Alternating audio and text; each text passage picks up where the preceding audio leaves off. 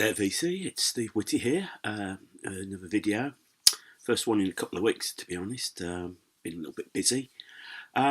This video is sort of like following a sort of mini thread that's been going around. People have been posting their favourite top 10, top 20 of certain bands, styles, albums, whatever. So I thought I'd chip in with my 20 favourite UK bands, and they are in order. As I say, they're my favourite. They're not necessarily have to be the best bands, but they're just my favourite bands. So before I start, let's have a slurp.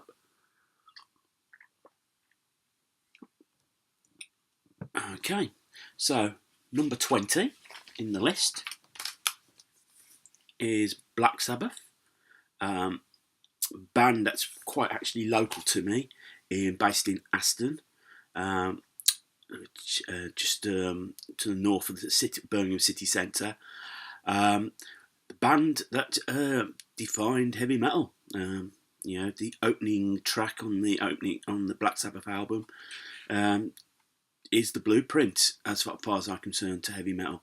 Some great albums, sort of lost their way a little bit in the 80s when it was just Tony Iommi's band.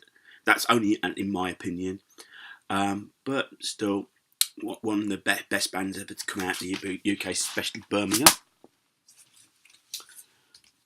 Number 19, the Buzzcocks from Manchester. Yep, they one of the early punk bands.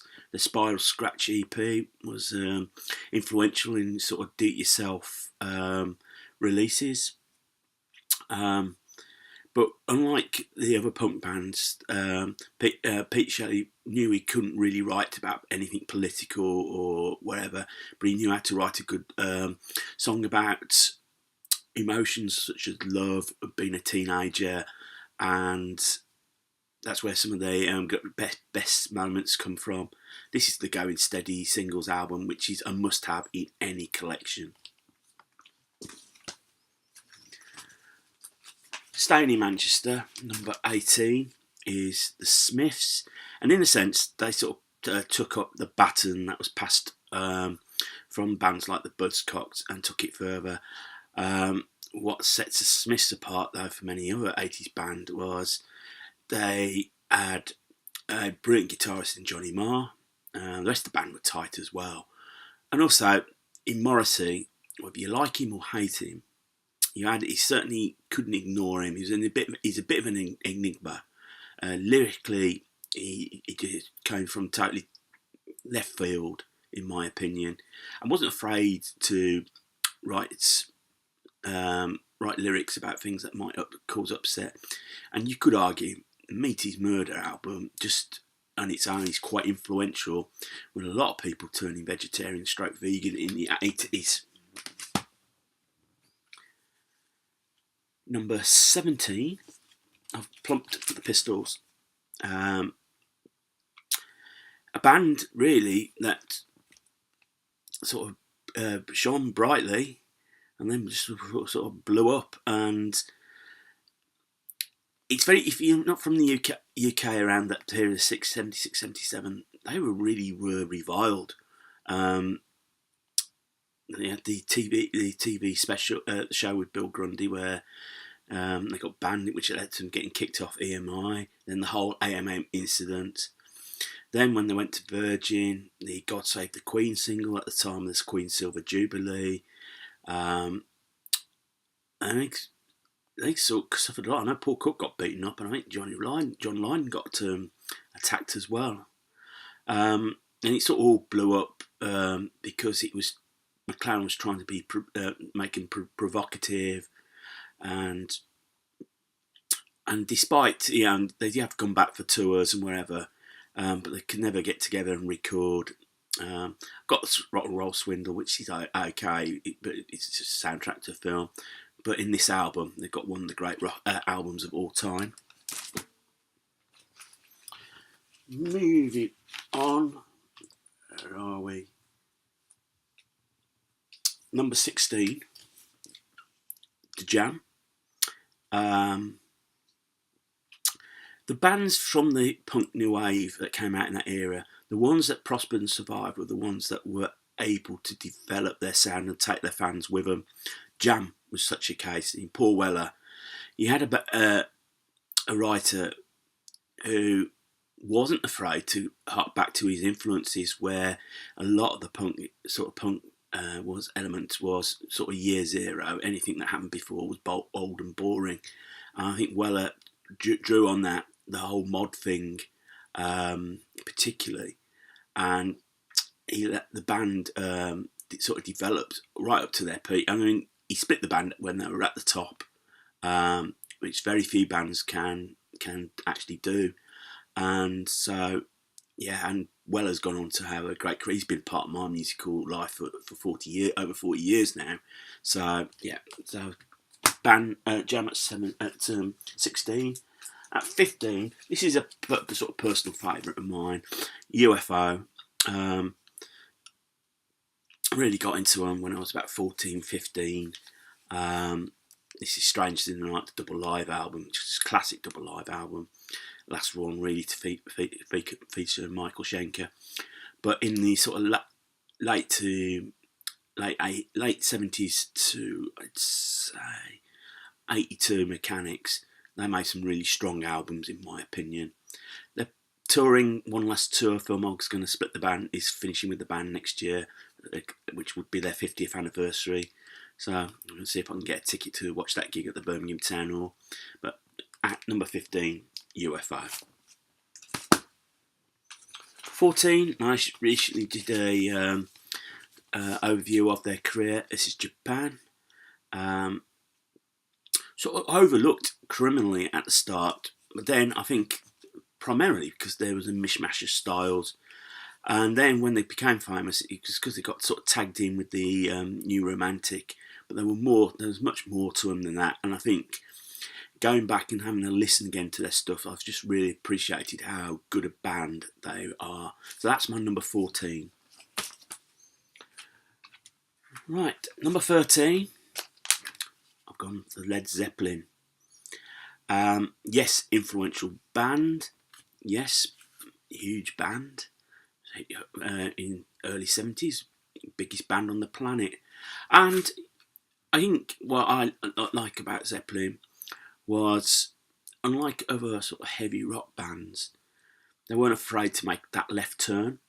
So this album is a perfect example. So from sort of like the heavy riffs of Led Zeppelin 2, they decided, you know what, we're going to make a more reflective folk-based album because that's what we're listening to, that's what we like.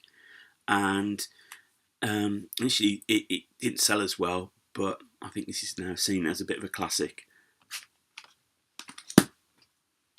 12, I've gone for Genesis. Sort of, I think, one of the better great prog bands in the UK. Again, a band that sort of developed from their prog roots into a more mainstream. Nothing wrong with that. I'm showing Foxtrot because it is probably my favourite period of the band, the early prog stuff with Gabriel. But that's not knocking the latest stuff with Collins. Trick of the Trail is a great album. And I do like Invisible Touch because there is some prog elements in there. Each album of theirs has got something that I can latch on to. So I was pleased to say number 12, Genesis. 11, another band I did a ranking of albums with, and that's Emerson, Lake and Palmer. As I said when I did the video, I was introduced to them by a work colleague when I first started work. I'd dismissed them because everybody else had dismissed them as being overgrown prog prior to punk. When I got into music, it was punk new wave, so this bass band was dismissed, and I was amazed just really by the power of the band, especially at pictures at an exhibition. So yeah, 11. Yes, they made some duff albums and they made some duff career choices. I would say the Works 2 and Love Beach are not very good albums at all, in my opinion. But at their peak, when you've got the first album, Tarkus, Trilogy, Brain Salad Surgery, the live Pictures at an Exhibition, Welcome Back My Friends, and I'll include the works of some really good albums in their back catalogue. Number 10, Beatles. And I suppose you could say that, well, they're supposed to be higher, but this is just my opinion.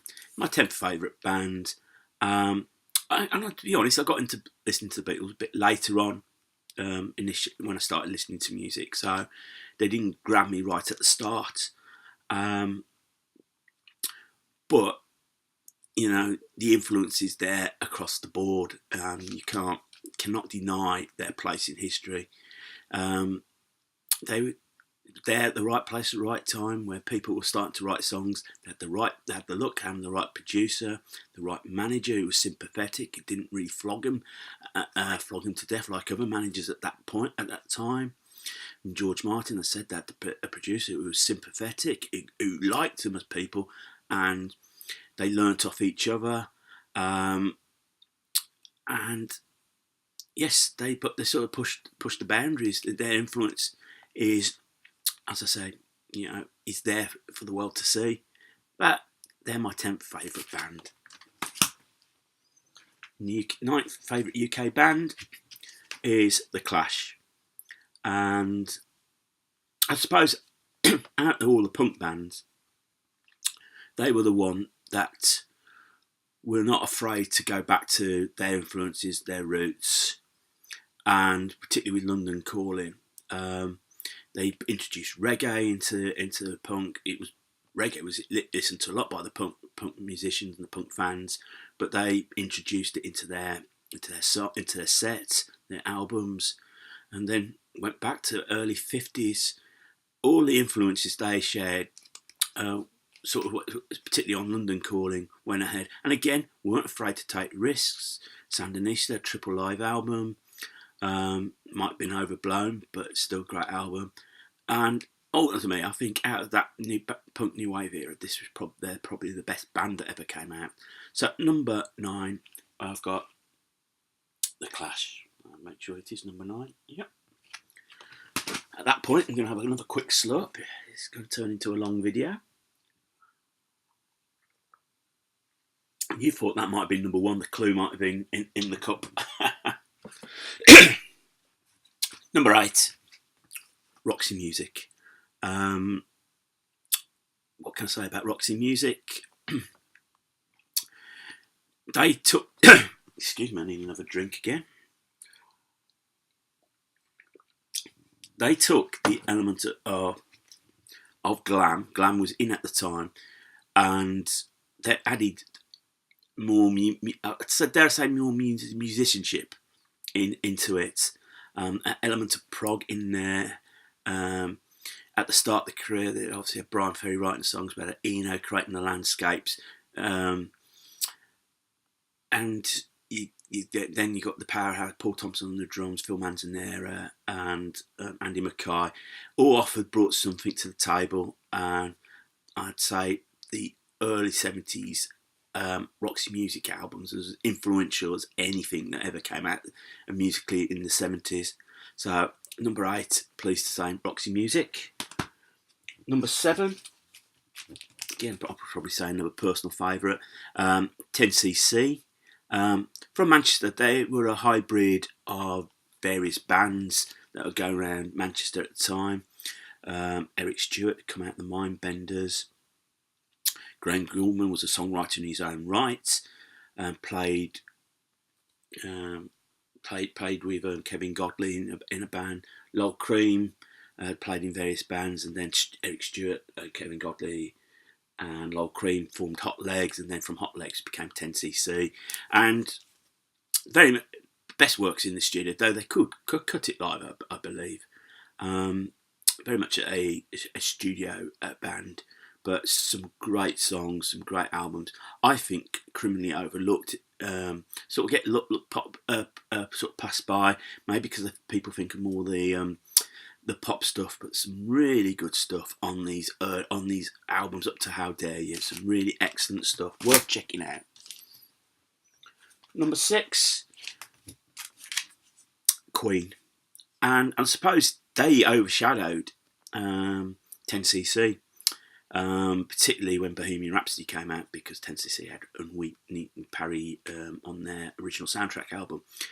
But Queen had it all, really. You had 4 great musicians, 4 songwriters who could write great songs, who all had hit singles, could cut it live, appealed to the rock fan, but appealed to the singles buying public as well. Absolutely excellent. I've seen the films come out. I haven't seen it, so I'm not going to make any judgments on it. But yeah, one of the great bands in the UK, and they're my number 6. Number 5, Birmingham band. I've gone for Traffic. Formed really. Steve Winwood left Spencer Davis, and they used to hang around. Musicians used to hang around at a place called the Elbow Room in Birmingham, and he knew Jim Capaldi, Chris Wood, and Dave Mason, and they formed Traffic, and they were the first bands to get it in the country. Initially started off having hit singles like Paper Sun, Hole in My Shoe, but album-wise, particularly after Steve Winwood reformed the band after Blind Faith, really made some great albums. John Barleycorn Must Die is a real classic. What I'm showing here is the American version of their Best of Traffic. Number 4, Bebop Deluxe. Again, a band I've done a video on previously. Again, a band I've come in late to on this, as I said, previous videos, through Joe Elliott's Planet Rock show. But when I started listening, I just thought, wow, this is really good stuff. And they really have grown to be a favourite. Rock, pop, Bill Nelson, great guitarist, but wasn't afraid to move it forward as well. Each album sounded different. In fact, while touring promote a album, he'd already got how the sound the next album would come along. And if you haven't done so, subscribe to Bill Nelson's YouTube channel. Some really good documentaries, some music on soundscapes on there. Really is worth checking out. So, yeah, at number 4, Bebop Deluxe. Number 3, Slade. Really part of my formative years, early 70s, watching Top of the Pops. They were the band for me. They could write catchy pop songs, yet still sound really hard and heavy. And I think because of the fact they're from the Midlands and kept the black country roots, just stayed with me. And again, if you haven't watched Slade in Flame, which is the movie they made, it came out in '74, that is well worth watching, and because in my view it's the best rock movie ever made. Hard Day's Night, it's not, I'll warn you of that. But Slade, the singles, I mean, crikey, Come On Feel the Noise, Squeeze Me, Please Me, Take Me Back Home, Because I Love You, My Friend Stan. And we're coming up to Christmas, so next few weeks I'm just going to be all over Merry Christmas Everyone, which is sort of like a staple. It's almost become a national anthem over Christmas. So, number 3, Slade. Number 2, I've plumped for 3. One of the bands I really got into early when collecting music, and the reason I liked it is it was so simple. Drums, bass, guitar, vocalist. But they had 4 very good musicians in the band. And that's how it stayed, really, with the band. It didn't deviate. The only time they deviated was this album, really, where they were, after they recorded All Right Now and it became a big hit, and the Fire and Water album was a big hit, and he was listening to the band, and this was their attempt to sort of like capture music from Big Pink and the band album. It flopped because they released it almost pretty much too quickly, which devastated the band, which it ultimately led to them breaking up. And while they did get back together again, they eventually did break up. But the songs, you all know All Right Now and Wishing Well, My Brother Jake, A Little Bit of Love's a great song, Woman, Travelling Man, I think it's Travelling in Style, Be My Friends, just a corking slow ballad. Yeah, I just think Free, just up there, one of the underrated. I know Paul Rodgers has just released a album called The Free Spirit or something like that, where he's reacting to the songs. Now, sadly, obviously, Paul Kossoff and Andy Fraser are no longer with us, and in a way, that probably makes it perfect. But this is a band that will never get back together, a bit like the Beatles. So, number one, my favourite UK band, Mott the Hoople. And what can I say about Mott the Hoople? Just rocked. In Ian Hunter, they have got one of the great writers. You also have really good musicianship. The Island record stuff. I've got a copy, but really beaten up copy of Wildlife with no cover. They just rocked, and that's how they built their life following.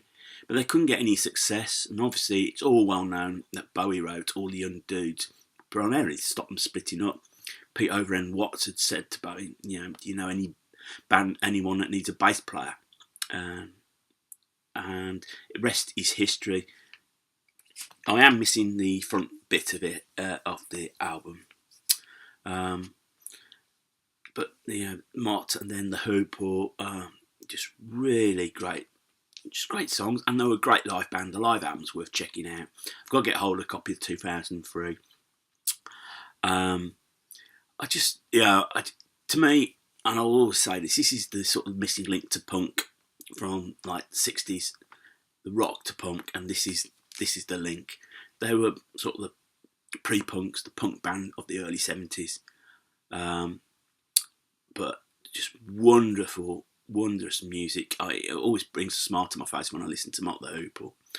And if you haven't, get a compilation. The Greatest Hits is a good place to start, but you can slowly start digging out. And I know they've released the early albums on CDs, a box set at the moment, which I'm going to look to save up and get hold of. It's well worth checking out. Mott the Hoople, my number one. There you go. Those are my top 20 favourite UK bands. What do you think? Do you agree with me? Or do you think I'm just talking out the top of my head? If you've stumbled across this channel for the first time and you like what you see, click on the subscribe button. Always grateful for more subscribers. Thumbs up, thumbs down. Love the interaction. Feel free to comment. I'll get back to you.